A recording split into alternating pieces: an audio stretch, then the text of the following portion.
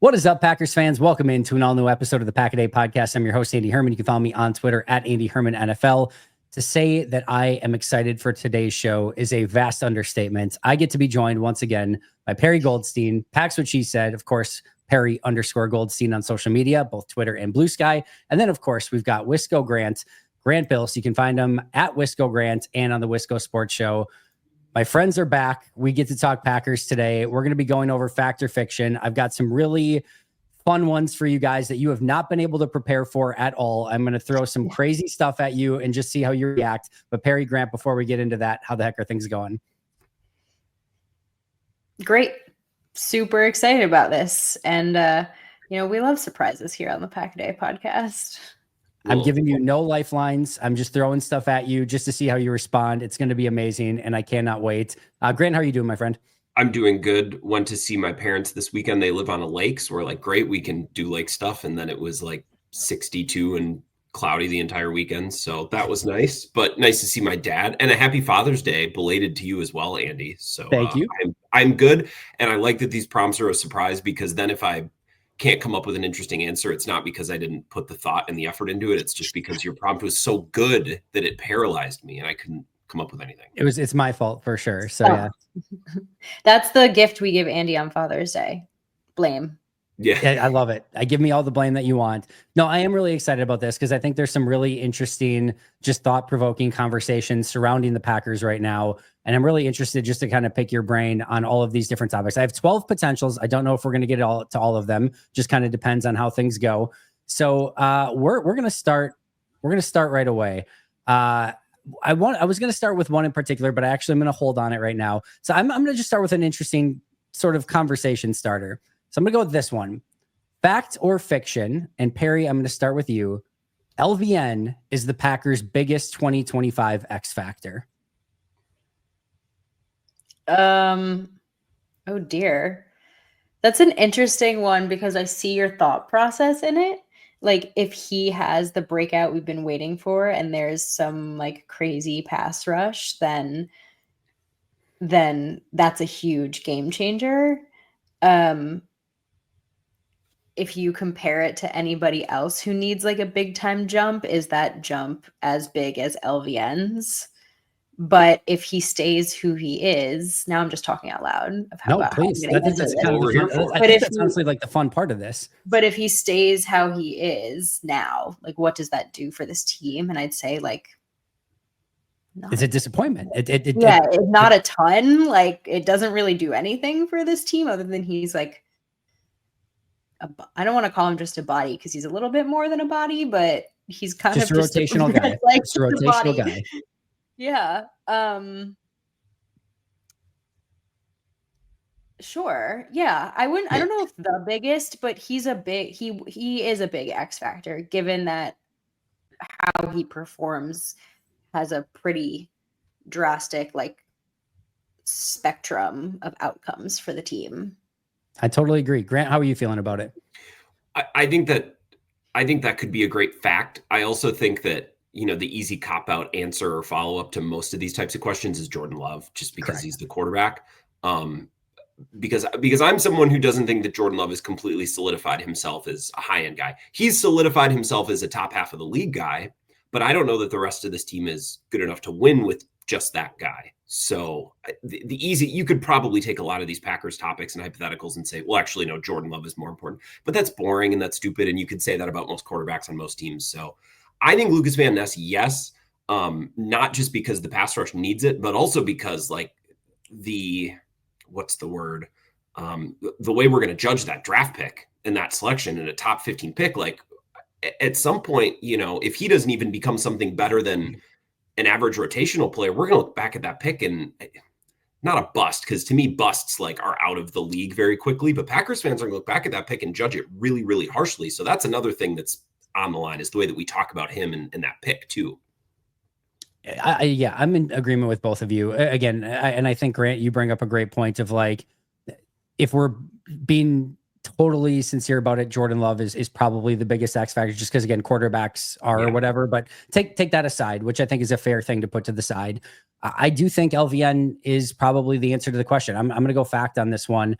I do think the range of outcomes is really important. I think not having like a top 8 pass rush, a top like somewhere in that range is just like a non-starter. If you really want to get to the level that you want to get to as like a top team, it's really difficult to compete at the highest levels if you don't have a like legitimately really good pass rush. And one of the biggest ways to get there for Green Bay is if one of these players takes a step. Now, could it be Devontae Wyatt? Sure. Could Gary and Clark just find the fountain of youth a little bit for Clark? And again, just Gary maybe post ACL and it comes across that way? Sure. Could each of these guys just take a smaller step forward collectively and all of it together equals a lot better performance? Sure. I think all of those things are in the realm of possibility. But if somebody like an LVN, who again, you spent a top 15 pick on, legitimately becomes a stud and is, in that, I'm not saying like upper echelon of defensive ends, but like a really good starting defensive end, that's going to change this defensive front and just this defense and this team in a pretty significant way. So I'm going to say fact. I do think he is, again, maybe outside of Jordan Love, the biggest X factor on this team.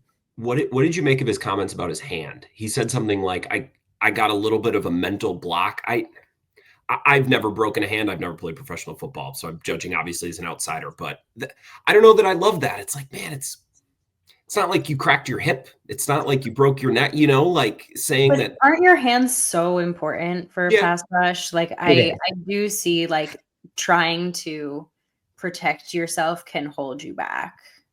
Justice went back and watched the tape after he said that. We talked about this past week, and he's like, yeah, I rewatched it. We've been talking about how it didn't look like he knew how to use his hands. And we find out, well, he's got a broken, thumb or whatever, broken finger on one of his hands. It's like, well, okay, that probably had a lot to do with it, or at least something to do with it. I don't think we're going to know, quite frankly, exactly if that was something legitimate until we see him play this year. And if all of a sudden we're seeing him use his hands really well, it's like, okay, like we now know why it didn't look, good in 2024 and why it's probably looking better in 2025. I think anything that we can kind of take away as a potential positive of like, oh, that's why maybe it didn't look as good as it could have been. I'm all for. I'm willing to bake in excuses at this point and hopeful that maybe there is something that can help him break out in this upcoming season. But I do think it's noteworthy, just like Kenny Clark's foot injury was noteworthy. And anytime you find out something like that, I do think it matters. And it probably just, again, makes it playing in the NFL is a insane task to ask anyone when they're at 100% health. Like it is such a hard task just to go out there and perform at a good enough level in peak situations. And if you're now like literally almost like a hand tied behind your back, you can only imagine how difficult that's going to be. So I do think there is potentially some legitimacy to it.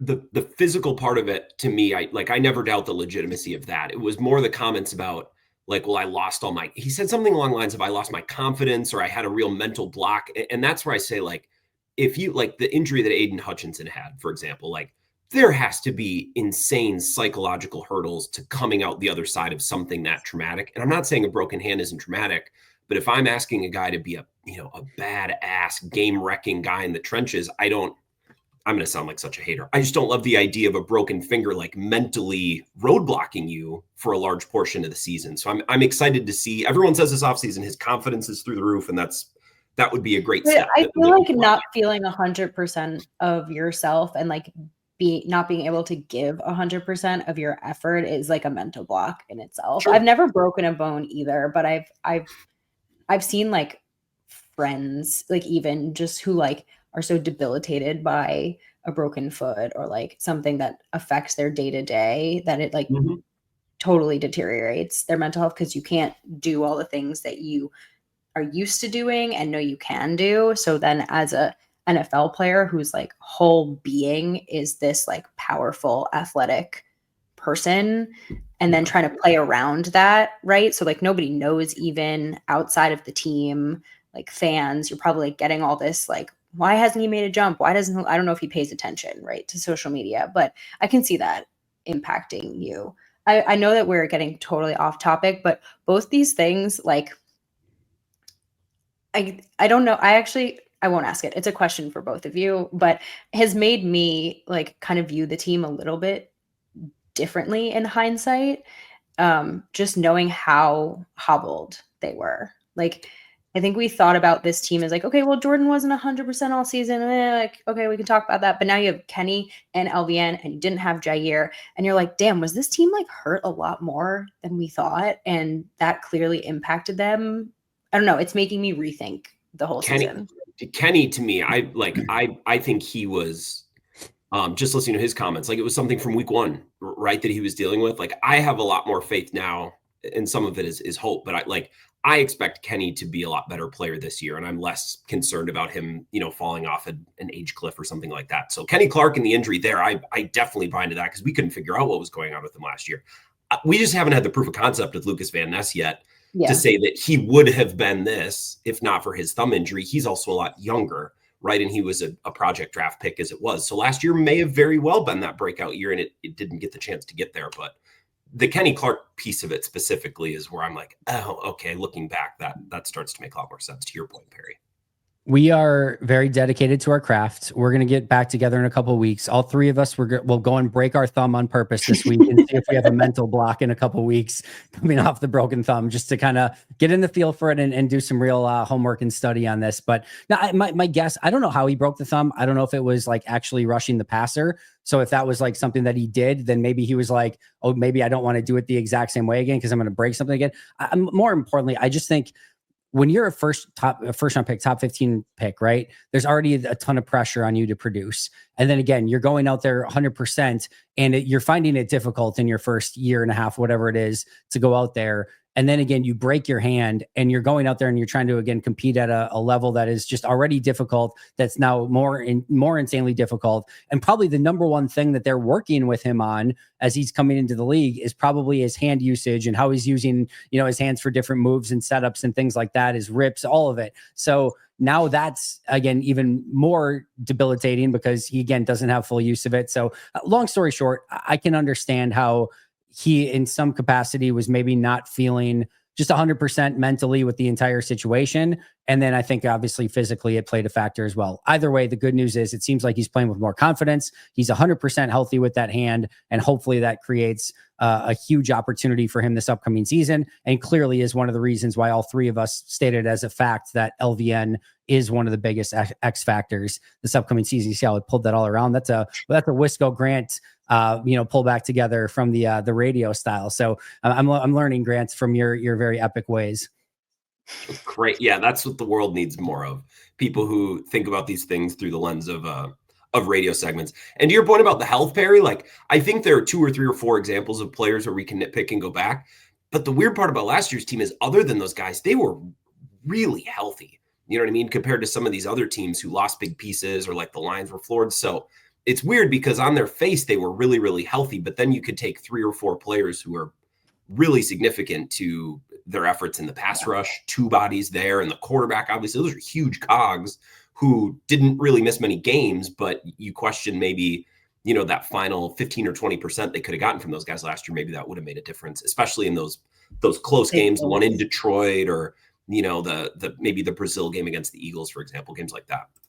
And it's just one of those things too, right? Like LVN and Jordan and Kenny might be fully healthy this year, and those sort of guys. And now Xavier McKinney's got a quad, and Josh Jacobs has a calf, and like it's just like other people now have other stuff that is facts in here. Like, oh, they weren't, again. This stuff is, I just think, kind of cyclical with all of it, but I'm very happy that 2 guys on the defensive front that didn't perform quite the way that we were expecting a season ago may have reasons as to why that was the case. I have 2 lightning round follow-ups that I had on this that are in the same realm of conversation here. So first one, fact or fiction, Demarcus Covington will be able to revitalize the Packers defensive front. Grant, I'll let you go first. Here's what's weird to me is we can't say that last year the pass rush was limited because Kenny Clark was hurt and Lucas Van Ness was hurt. But also we think the scheme was to blame. Like I watched a lot of House. I was watching House right before I came in here to record this with you guys. And they're always like arguing about like symptoms that are, indicative of one thing, but then not indicative of another. Or like we need a theory of a disease that like encompasses all the symptoms we can't ignore. So like we're looking at the pass rush. And it's clear that a lot of folks believe that Kenny Clark and Lucas Van Ness were slowed down by injuries, but like then also it was the scheme, and it was very clearly said to be the scheme in the postseason press conferences. But then like now Jeff Hafley and Matt LaFleur might be saying like, well, we wanted to rush 4 and play behind that, but now after last year, maybe we'll try. So I don't really know what to think anymore. I think Demarcus Covington will revitalize this pass rush, because I think that group will progress naturally, even if he doesn't really do anything. I don't know if he'll do anything, but I think that group will get better. I just don't know for a fact if it will be because of him. You know what I mean? I don't even know if I answered your question. I don't think I did. I think this is against the spirit of the whole thing that we're doing. That's fair enough. Perri, how do you feel? I don't know enough, honestly, about Demarcus Covington and his ways to say that he specifically is going to be the guy under Jeff Hafley. I do think that year 2 in a scheme inherently like warrants a jump from the guys, especially when they performed so well in year 1. Like, you're another year in and you're more comfortable with what you're doing. I don't know if it's going to be him specifically. There's another coach that I'm actually like thinking more about in terms of like who's going to impact, and that's the new linebacker coach. But because I feel like it was very clear, unless Edrin Cooper is just like him and any coach is going to be good with him. But I think to this question, to me, it's more just like a year 2 and Jeff Hafley that's going to do the thing. I think it's an unfair question, to be fair, and I think your point is spot on, Perri. I always joke like we don't have all 22 of assistant coaches, right? Like, we can't be like, oh, look what Demarcus Covington's doing in practice. Like, oh my God, this is amazing, right? We don't know exactly what Jason Rebrovich was doing over the last couple of seasons. So to say that somebody's going to come in and do something different that's going to revitalize this defensive line is hopeful, and I think there's excitement around it, but I think it's a very difficult question to answer just because there's no way of us really knowing what he would potentially do to make it different, because again, we don't have any examples of that, right? I will just say this. I know that there are seemingly some that did not think Jason Rebrovich was a very good defensive line coach. Clearly, Green Bay felt the same. They fired him, and now they brought in somebody that was a defensive coordinator in New England and that like learned from Bill Belichick, who is maybe the smartest defensive coach in the history of football. So I think there's got to be some positive there. How much that is remains to be seen, but I am excited about it. So I think we'll punt on the fact or fiction on it, but I think it was a good conversation nonetheless. All right, then my last follow-up here, and again, same sort of realm, fact or fiction. Perri, you're up first this time. A single Packers defender, one of them, can be any of them. Pick your poison. A single Packers defender will finish with 10 plus sacks in 2025. Fact or fiction? I feel like if anyone was going to do it, it'd be like a Rashawn Gary sneaky 10 sack season that doesn't even feel that impactful. That's so bad that I'm saying that out loud. But I can't right now in good faith, like, put that on any other player because no one else has ever. Like, if Kenny really has a bounce back and he was just like super hurt last season, but has Kenny maybe one or you tell me how many times Kenny Clark has had plus 10 sacks? Yeah. First of all, Rashawn Gary has never had 10 plus sacks in his career. Kenny has, the highest that Kenny's ever got was 2023 with 7.5. Yeah. So like I the thing for me, and maybe I'm in the minority of this, I want to see them affect the pocket and affect like the offense. Do sacks do that? Obviously, but like, I don't care if they collapse a pocket and the ball gets thrown out of bounds every single time. I just care that the pass rush is getting somewhere and that the offense can't move the ball. So if each of them right. Like, if each of them come out of this season, every single one on this defensive line with 5-6 sacks, great. But like, to me, I just care that they're getting there somehow. Grant? Fiction. It's not really a diss to anyone. I would have said fiction before you gave me those stats. I knew that Rashawn Gary, what was he topped at 9.5? 9.5. Yep. And I knew that he had never had double digit. I didn't know about Kenny Clark, but it's not a surprise that his best season, because he's more of a do-it-all guy. He's more of a playmaking nose tackle than a pure pass rusher. It's not even, I don't even say fiction because I don't like their defensive line. I just think they have a lot of guys, not unlike their wide receiving core, who can do it. So like, I think Devontae Wyatt will have a handful, and I think Kenny Clark will have a handful, and I think all these guys will have a handful. But I have a really hard time seeing, look, if Rashawn Gary has 10, I guess I wouldn't be shocked. I wouldn't fall over my chair, but I'll say fiction. And I think that's much more likely that a bunch of different guys pitch in sacks here and there, and it's more of a pass rush by committee. Colin Oliver, 12 sacks, book it. Now I'm going fiction as well. I think this defensive line will be improved, but I'm going to also stick with fiction on this one.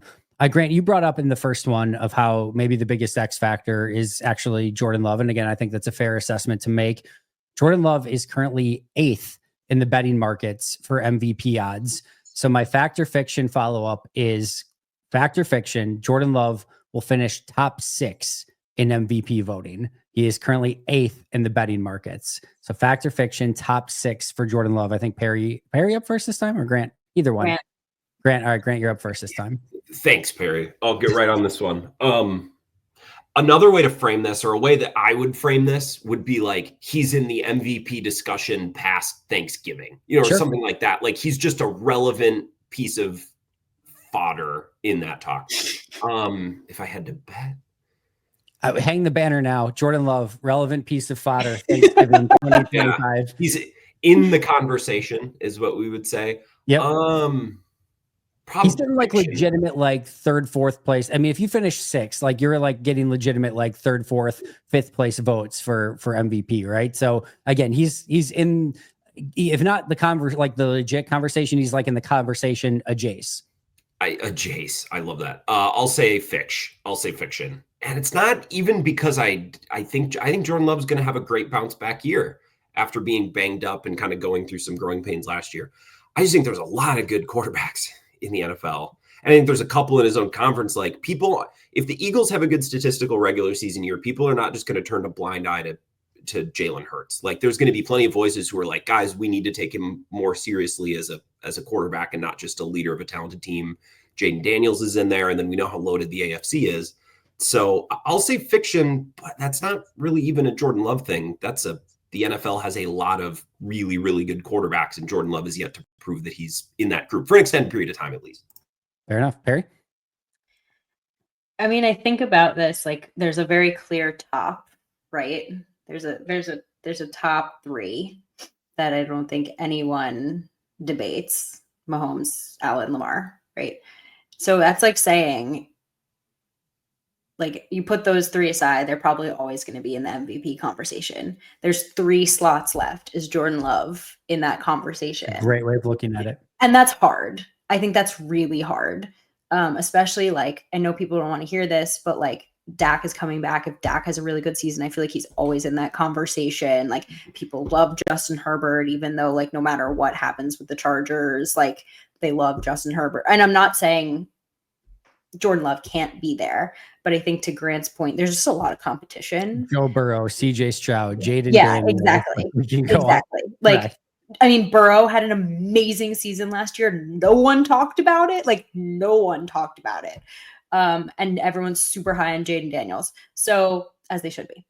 So I'm just thinking like he's in competition essentially for 3 slots, which makes it me feel like fiction. And I feel the same as Grant is like, I don't think if he was there after having an amazing season, I'd be like, that doesn't surprise me at all.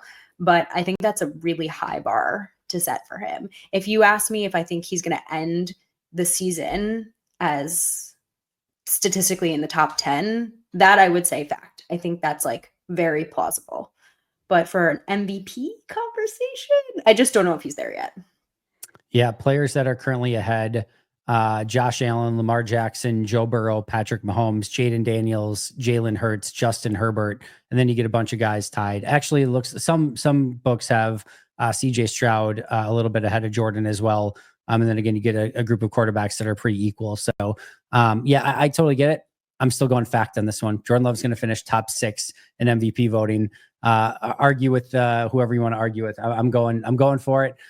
I'm just going to say this. I think the Packers offense is going to have a really big season this year. I think they're going to bounce back, even though I don't think they had like a bad year offensively. I think they're going to bounce back in a pretty significant way. I think the depth at wide receiver is going to make a difference. I think Tucker Kraft's going to have a much better, or not a much better year like he had a bad year. I think he's going to get even better this upcoming year. I think the offensive line depth and just some of the players that they got replacing Josh Myers, I think is going to be huge. I think they're going to know how to use Josh Jacobs even better this upcoming year. I think all of it in totality is going to make for a really fun offense. And I think Jordan Love is going to be what stirs all of that. I think he's at like 6th. I don't think he's going to necessarily be quite in that top 5, but I'm going to say he does finish in the top 6. And I'm going to say he finishes. I'm going to say right. He finishes 6th in MVP voting, right at that. So I'm going to take it a step further. You heard it here first, folks. All right, let's stay on the Jordan Love train. I think this is a fun one as well. This is the one I mentioned to you guys ahead of time that maybe this would have been beneficial to research ahead of time to maybe have some statistics on and whatnot. I actually plan on doing this at some point. I've not done it yet. I have a topic potentially planned out that I want to dig into this further, but this can maybe be our introduction to it. Fact or fiction, Jordan Love is too much of a gunslinger. I think Perry's up first this time. I feel like you asked this question because you have a very specific answer. I don't. And I think that's unfair. Okay. I don't. So which is I haven't had the chance to research it yet either. So I want to talk about this at some point, but this is one of the ones that like I can't just turn on a camera and talk about, right? Which is what we're doing right now. I get, but like you really want to have the ability to kind of research it and be like, all right, what do the numbers actually say? I'll give you mine. I'll give you guys time to think about this. Can I tell you what my gut says? Yes. Yep. Like my gut says no. And I say that because I think we very much like hyper focus on each player's like individual flaw sometimes. And this is a flaw. Like he does put the ball in harm's way more than you would like him to, but we've also seen him have the like ability to reel it back. I think it affects his game negatively, but he does have the ability to not put the ball in harm's way. Like if you look at the two halves of the season, they look very different as in terms of interceptions. So when I think of a gunslinger, I think of like, you know, someone who actually just doesn't care and that's like part of their game and they just say F it and right. Jay Cutler-esque. Right. Like, I mean, Favre was just like so amazing that it didn't matter. Favre might be the only gunslinger that's ever actually been able to pull it off to a real extent. Josh Allen maybe at some level of it at times, but Josh has reined it in. Like, Andy hasn't won a Super Bowl yet. Brett actually did. So yeah, Stafford gunslings a little bit, but but like I just maybe he swashbuckles. I don't know if he gunslings. There's a line in there somewhere to be. I don't know. He's just words today. I don't know what I like better, the fact that you brought up house or that you brought up swashbuckling. I'm in love with both, to be honest. My answer is fiction, Andy. My gut says fiction, just because I think we like hyper focus on those like few plays, but if you looked at him across the season, I actually don't know it would be that high of a percentage, and also because we've actively seen him reel it back. Like we can debate whether or not we think it's a good like what level of reel back we want from him, because I think when he reins it in too much, it actually hinders his ability to push the ball down the field. But I don't think it's like too much. Okay. Grant? My initial instinct was to say fiction too. I'm thinking about how, just me personally, I don't know about anyone else. I think I would view his season as it relates to interceptions, at least last year, very differently if you just took out the pick 6 against the Rams out of his own end zone and the pick 6 against the Lions, like just those two throws. And you can't do that, right? Because he made those throws and that was a part of his season. But I would like to think that as he gets older, he has the sense to avoid those throws. If you want to try to thread one in, push it down the field on 3rd and 10 against the Vikings at home, like you can live a little bit with that.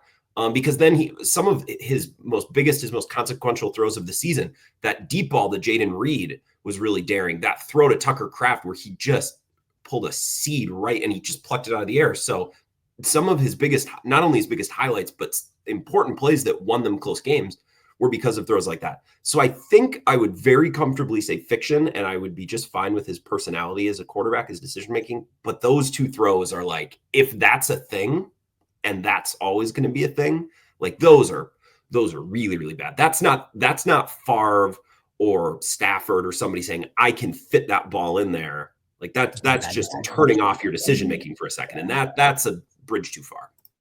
I am very much in lockstep with both of you, and I'm going to go fiction. And Perry, we're almost identical in our thought process. To me, it is not a gunslinger problem. It is a we have to find the sweet spot problem. And I think you labeled it appropriately of like, he reeled it in, but at times the reeling in felt like it wasn't the best use of his arm and talent and playmaking ability as well. So I think we did see it second half of 2023, but I thought last year there were like the two dynamics of Jordan, one where he was too loose with the ball and one where he was too tight.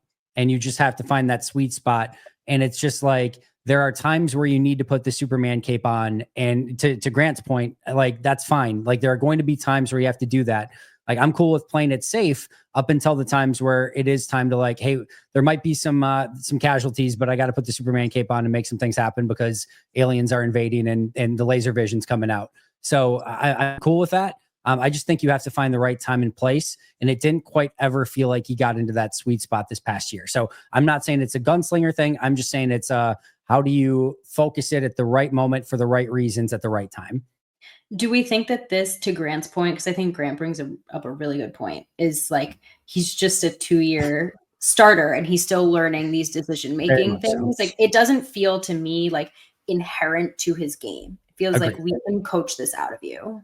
I totally agree. I think that's why I'm very bullish on year 3. Knock on wood, no injuries that are going to inhibit. Like, also like just being able to practice more often, I think is going to help him a ton. Get into the rhythm with the offense and the receivers, and then I just think the experience. I think there's nothing like live reps and getting the experience in games, and I think him now having 2 seasons under his belt as a full-time starter is going to lend him very well to a much better 2025. And again, it's not even saying it was bad 2024, but an even better 2025. Excuse me. All right, let's go. Let's stick with offense. It doesn't matter anymore. Jayden Reed will lead the Packers in receiving targets. Fact or fiction? I think fiction. And I think it'll be very close. Like, I think the top 3 receivers, my guess at this moment in time, will all be kind of similar. I think it'll be Dobbs.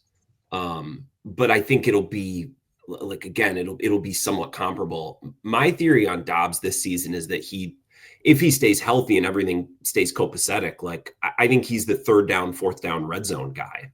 Like, I think he's the first of this group who's going to emerge with a little bit of a connection and a little bit of off script thing with Jordan Love. Again, I don't think he's going to have mountains more receptions than Reed, and I don't think he's going to run away in a yards like perspective either. But I think it'll be Dobbs. I think Dobbs has sneaky become a little underrated this offseason, so I will say fiction. Okay, Perri? I see the argument.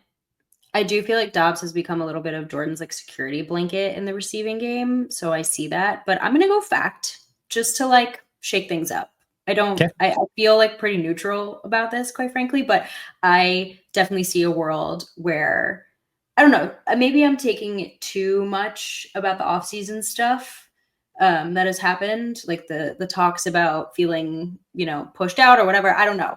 But I do find that there's kind of 2 ways these things go. And I like to think that Jayden Reed will go the one way, which is like, I felt a little slighted, whatever my feelings were. I'm going to come in, I'm going to work. And we've seen him be an incredible receiver. I mean, his rookie season, he almost had 1,000 yards receiving. He was fantastic. And he was fantastic at the beginning of last year too. Yeah. Exactly. So I think he has every like piece is set for him to be that guy. If he has the relationship with Love, I totally see it. If at the end of the season, Andy, we're listing out stats and that's what comes out of it, then I believe it. I do think also, maybe this is a hot take, I don't know, but I do think they're going to get away a little bit from this like spread the ball around, share the wealth kind of offense, because it didn't work that great for them last season. And I think the guys who are producing are going to be the guys that get targeted now. Him, Tucker Kraft, Dobbs, hopefully Matthew Golden. Like, I think they're going to start to really like push it to the guys who can catch the ball. So I hope it's Jayden Reed. And that's, by the way, that's evidence with them taking 2 wide receivers in the first 2 days. You know what I mean? Like, if they were in a place where we're bringing Wicks and everyone along slowly, like, they wouldn't have done that. So I think that die has kind of been cast even before a game's even been played. So I agree.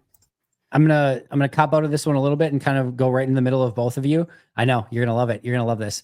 I'm going to say fiction. There's no one wide receiver that you could give me here that I would be like fact. If you ask me which wide receiver I think right now will lead the team in targets, I would say Jaden Reed. I think he's gonna. That'd be the one that I would predict. But if you're giving me any receiver or the field, I'm going to take the field just because I think there's so many different options that this could be to lead the Packers in targets, including guys like Tucker Kraft. Like there's just so many options, right? So I'm going to go with the field. But if you were to ask me which one I think would be at the top of my list, it would be Jaden Reed. So I'm going fiction with the caveat on that. All right. I know you'd love that one. Yep. Let's go defense. The Packers cornerback room will be their downfall. Fact or fiction? Ooh, I think this is me, isn't it? Their downfall is a little dramatic. It's a beautiful way to put it. Something's got to be the downfall if they don't win the championship. If they don't win the Super Bowl, something has to be the downfall. Will it be the Packers cornerback? I love how we both thought the same thing there as a retort to Perri. Guys are dramatic. I think it's your job to be dramatic though, so it's fine. I think I have two thoughts that come to mind off the top of my head, which is basically how the show is going because we have no time to prepare. My one is they weren't their downfall last season, and the room is basically the same plus. So I don't know why that would be the case this season unless something crazy happens. And two, let's say Hobbs is like, let's say he's like hard average. Like they brought him in, he is just average. Does that hurt, help, or do nothing for this room? And I don't think it hurts this room because Jair didn't play last year. So we're literally going off a year where like we didn't have Jair already. And I thought the cornerback room, at times they let themselves get slashed a little bit, but in the overall, I don't think they were the reason they lost games. And at best, Hobbs is going to be an addition. So I don't really quite see a scenario where this is a fact. Okay. Grant? I will say fiction as well. And to immediately piggyback off of how Perri kind of wrapped up, I don't think if this team doesn't win the Super Bowl, I don't think their downfall will be obvious and dramatic. Like, I don't think we're going to be like, it's not going to be, even if their cornerback room isn't great, it's not going to be 2016 where it's like they have no one. You know what I mean? Unless, of course, like if there's an entire group that's decimated by injury, okay. Well, the Packers did just re-sign Ladarius Gunter. I don't know if you saw. That could, like, if their entire cornerback room gets hurt, like, sure. But I think as the roster stands now, fiction. No, I don't think the corner will be their downfall. I think the downfall will be the pass rush, and it will be a downfall of not being right. Like, if you watch the cornerback again, you reference 2016. It's so obvious and it's clear on the screen. Like, they're just not good enough. They don't have the bodies. I think their downfall this year would be the pass rush again, and it's not going to look super dramatic. It's just not going to be quite good enough. So I will say fiction on the cornerback room because I, for the most part, thought they were fine last year, and they lost no one essentially by losing Jair, and they signed Nate Hobbs, who I think most fans are underrating at this point in the offseason. So I will say fiction. Really quick aside, because I threw Ladarius Gunter under the bus. I'm one of the rare people that I think actually really liked Ladarius Gunter and don't think it's his fault that he was corner 1 when he should have been corner 5. Like, if he's corner 5 as an undrafted free agent, that's a really cool story, and it would have been a really fun success story. And instead, they put him as corner 1, and he should have never been put in that. Yes. Oh, yeah. That's not his fault. That is not his fault that he was put in that position. I think if he's corner 4 or 5, you're like, oh, this is a really fun story. And instead, it was not because they whatever. They taxed him, to say the least. I digress. I'm going big fat fiction on this one as well. I could see a world in which they have corner injuries, where if like Hobbs has had injury issues the past few seasons, but if you have Hobbs and whatever, but we could again say that about any position where if they have injuries, it could potentially be the downfall.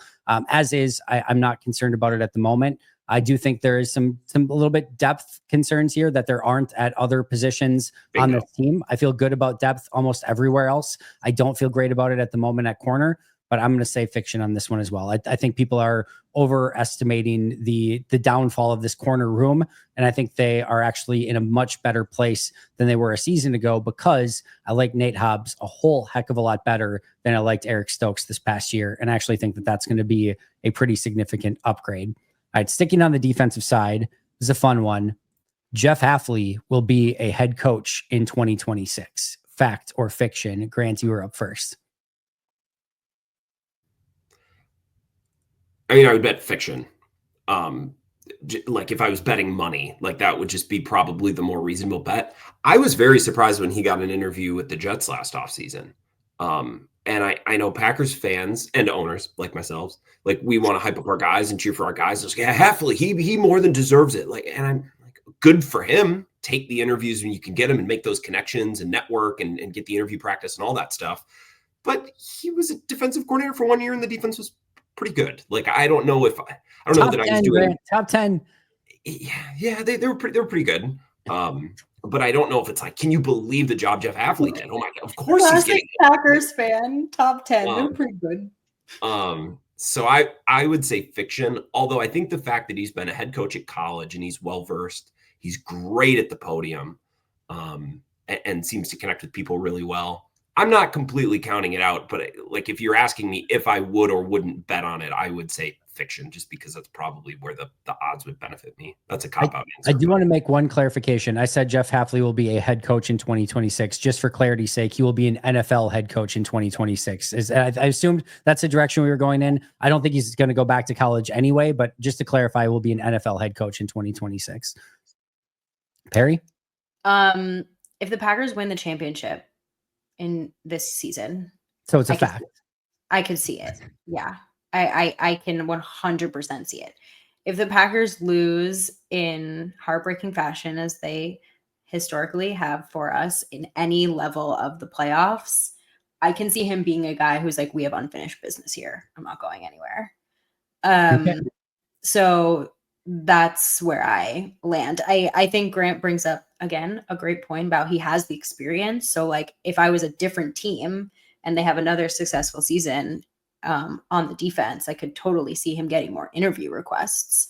But to him actually getting a job, I don't know. If they win, maybe, yes.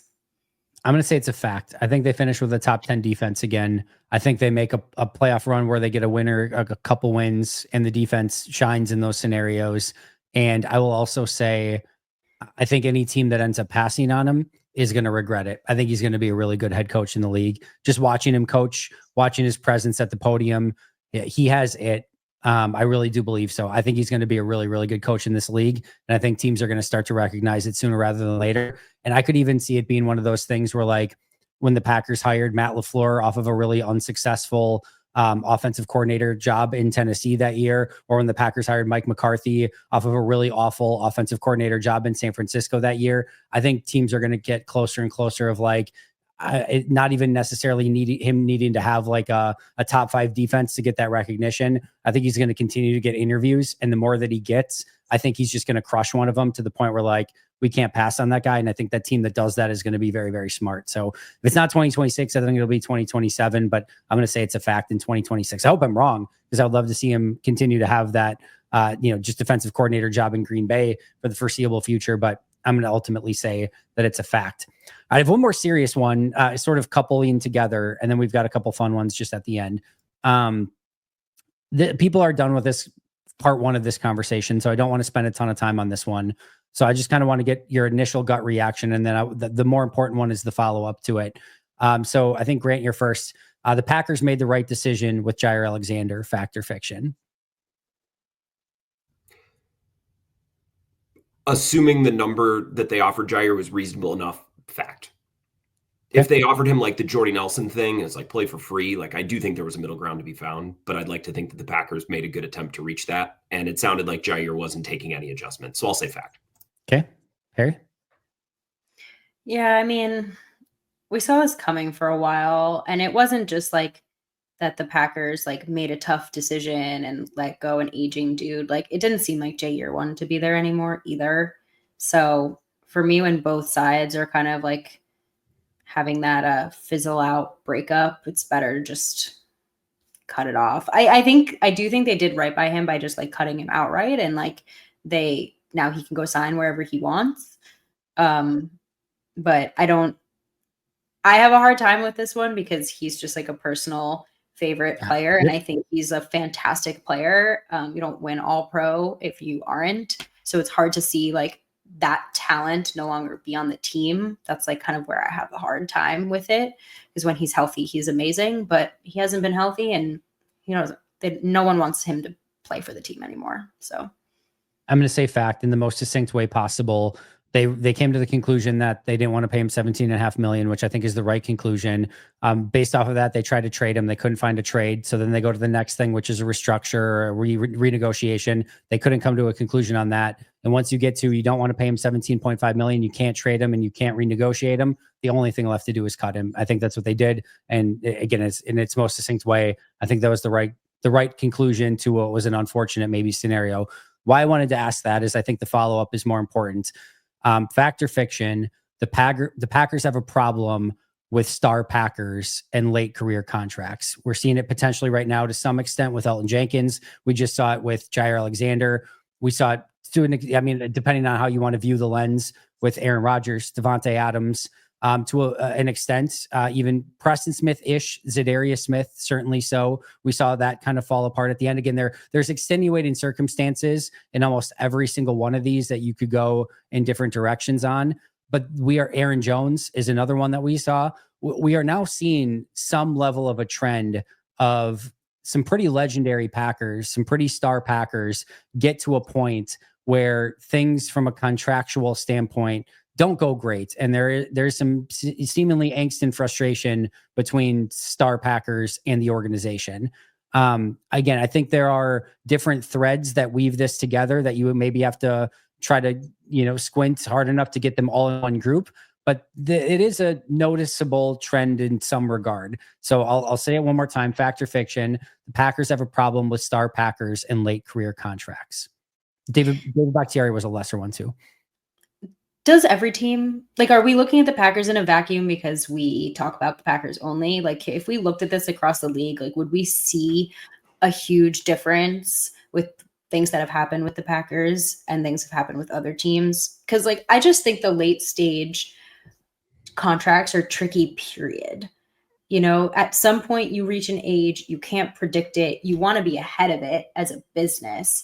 But then at that point, that player has been with the team for so long. It's obviously not just a business, it's personal, and it gets muddy, and it's almost never the stars align. And I think we like to think that the stars align, retire with the team is the standard, when I think it's really an outlier.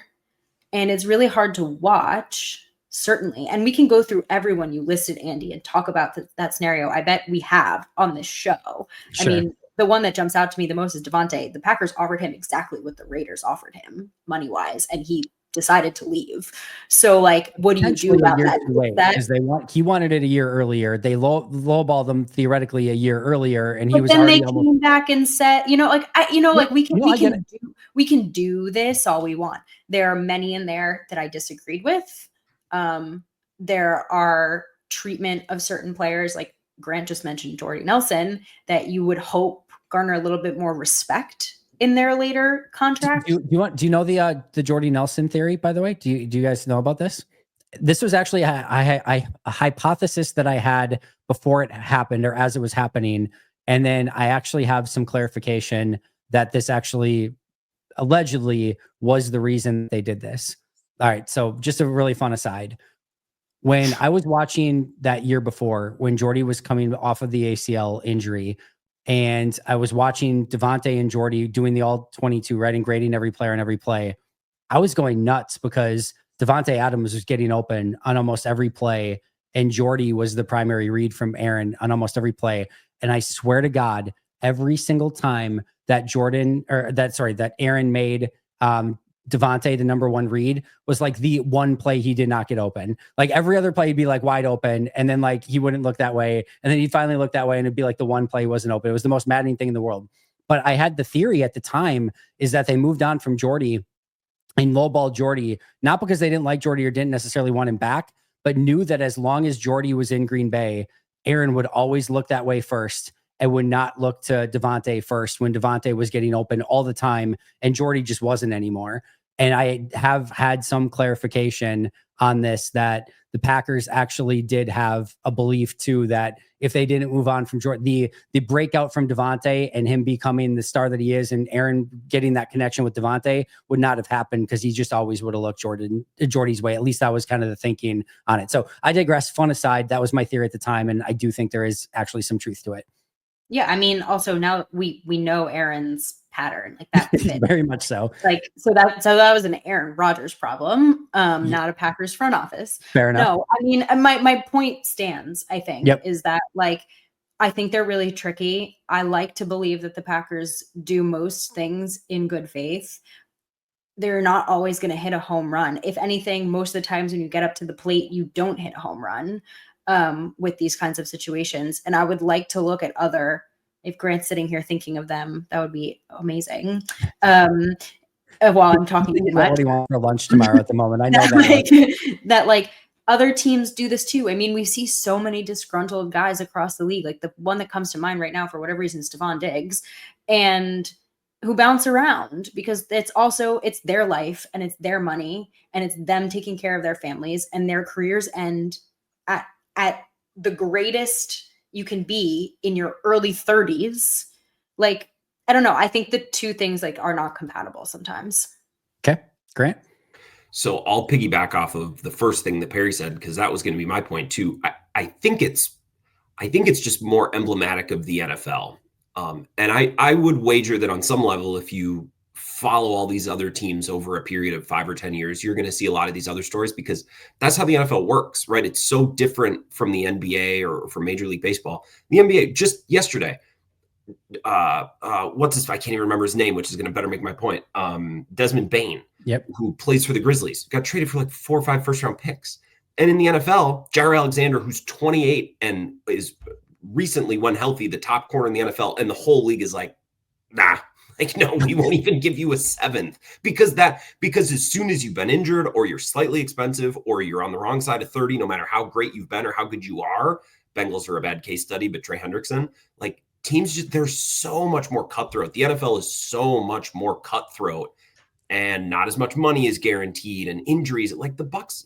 Like Chris Middleton just hung out for 2 years. He barely ever played, but that's the NBA. That doesn't fly in the NFL for the most part. So I think it's more emblematic of the league. And I think you could look at, maybe this is a Packers green and gold glasses thing, but you can go back and you can look at a lot of these situations. It's like, who am I supposed to fault there? I don't really fault anyone for the Jair situation. I thought that was a good contract. I think it's sneaky underrated. Maybe Brian Gutekunst's best draft pick and one of their best players that they've drafted since Ted Thompson stepped down as GM.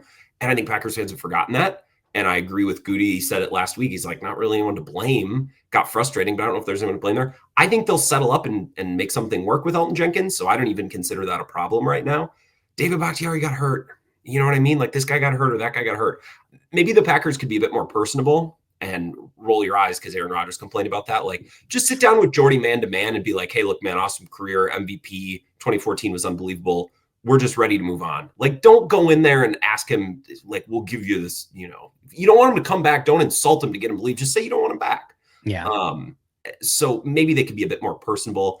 That's just total conjecture on my part. I don't know that to be true, but it's so maybe going like the host. They just need a little bit better bedside manner is what you're going for here.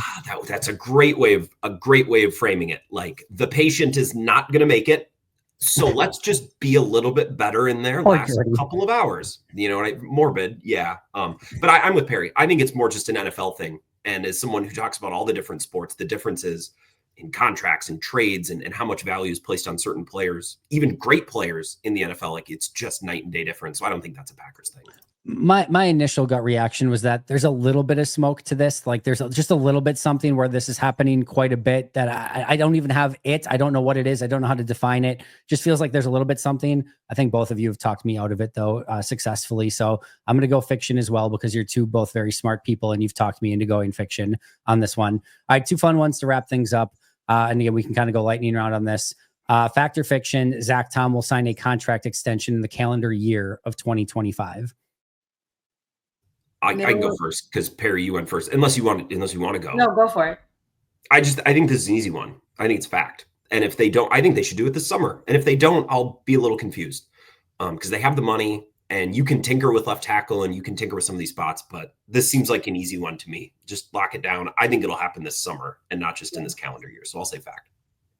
I mean, that's like saying like by basically the end of this upcoming season. So that's like December. I mean, I see it happening, like to Grant's point. Like, I wouldn't be surprised if this was like a right before the season, like contract extension we hear about in August. So yeah, fact. I'm going to go fiction. I think this one could linger a little bit. I think Zach Tom could want to be one of the highest paid tackles in football. Maybe Green Bay just said, yep, we're cool with that. I think this one could get a little bit like interesting. So I'm going to say fiction, but I hope both of you are right. And I think there's still a strong chance both of you could be right on this one. I think that would be more smoke to use your, I think that would be evidence of more smoke. Like if they futz around with Zach Tom, if this was his third contract, then I'd have, you know what I mean? Then I think the conversation's different, but this seems, of all the difficult conversations they're going to have with decisions at loaded positions, to me, this should not be one of them. And I think if they're going to do it, why mess around with it? Why create an issue there when there doesn't need to be one? Andy, are you hearing rumblings of there being? Nope. Okay. To be clear, no. I just think this could be one that takes a little bit of time to get the I's dotted and T's crossed. I think it gets done. I think it gets done eventually. I'm not super concerned that Zach Tom won't be a Packer in the future. I just think this is one of those ones that could take a little bit. I think the bonus for Green Bay is that Zach Tom, he showed up to all the practices. I think they're going to love him for that. Like, he's not holding in or doing anything like that. He's doing the work. He's been the consummate professional. He's been durable. And you can play him at 5 positions, even if something happens along the way where like, oh, he can't really play right side. All right, move him to center, move him to guard, do whatever you want. Like, he's still going to have value no matter what. I think there's a lot of reasons to get it done. I think they will get it done. All right. Last but not least, the Packers will win the Super Bowl this upcoming season. Fact or fiction? That's your last job. Perri? Statistically speaking, if Oh, I'm boo. a betting woman, Boo. it's fiction. I mean, you're asking me like based on this past season, like unless they get better from last season, no. All right, Perry's muted. Grant, do you think the Packers are going to win the Super Bowl, or the Packers will win the Super Bowl? Fact or fiction? Fact, Andy. I love doing this podcast with you. Hate you. I'll say fiction. But it's not out of the realm of possibility that could happen. I just think in order for it to happen, you have to find like 3 or 4 guys on this roster who go from being a good player to a great or a superstar level player, which could happen. There's just plenty of other teams in the league who are already at that spot. So it's going to take a big leap, and it's a leap that I would not bet on. But I tell you what, Andy, I'm excited to cheer for it to happen. God, I can't wait. I'm just so fired up. If you hadn't muted me, I would have said what Grant said. But completely unrelated. Before I get to my answer, I just want to let you guys all know we do have 2 openings on the Pack-A-Day podcast. If you guys are interested, Andy here, you can hit me at packadaypodcast@gmail.com. Clearly it's a fact. I will not hear any other arguments any other way. There's no other way to kind of think about this. Packers winning the Super Bowl this upcoming season, guaranteed. Lock it in. Do whatever you need to do. I'm going 100% lead pipe lock. Packers winning the Super Bowl this upcoming season. Will not hear any dissent any other way. And obviously, it's going to be very difficult. I know exactly what you guys are saying. But for fun's sake, I'm going fact. I'll just to be different. I'll go fact on this one. All right, friends, that's all I got. We got to all 12. I think that was a really fun conversation on a wide variety of topics. And I think, again, getting gut reactions to this stuff, I think is really interesting. And just kind of seeing even the thought process and like what goes through, what could happen in some of these different scenarios is really, really unique. And that's why I wanted to do it this exact way. And you guys absolutely crushed it. I appreciate you guys a ton. Grant, what do you got coming out? Any final thoughts? Where can we follow your amazing work? Anywhere you want to go? Amazing is a reach, but I do work.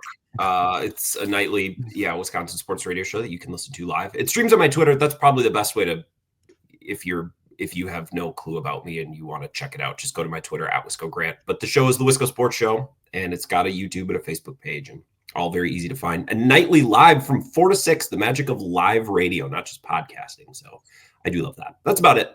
Reacting to mandatory minicamp this week, I guess a little bit more debriefing, but not a lot of drama. So probably talk a little Brewers and maybe even a little golf this week because the U.S. Open was good. But any Packers news whenever there is news. Perry? Pax, what she said is still on maternity leave. I can't wait to see the new podcast that's going to sprout. Very funny. It sprouted and Maggie is enjoying the fruits of her labor, literally. But right now I'm pack a day only, baby. Which is fun. And Andy, Grant, and I will continue to bring the content until we get our Maggie back. We missed the Maggie in the Packer sphere, by the way. I miss all my weekly Maggie updates, and I tried still bugging her on maternity leave to be like, hey, come on the radio. And she's like, I had a kid. I'm like, I don't need you getting rusty. I'm like, you need to be on the radio still. Come talk Packers. And I'm like, all right, you can have your time off. I get it. But no, I'm happy she's having her family time for sure. And we'll get her back on here and, on the radio and everything soon enough. And of course, Pax, what she said as well. But Maggie, we miss you a ton. Get back soon. But happy you're enjoying your time off for sure. All right. That's going to do it for all of us. I hope you enjoyed our Fact or Fiction today. Grant, Perri, and I will be back in a couple weeks. Again, you can find him at Wisco Grant. You can find her at Perri_Goldstein. You can find me at Andy Herman NFL. And of course, the podcast at Pack a Day Podcast.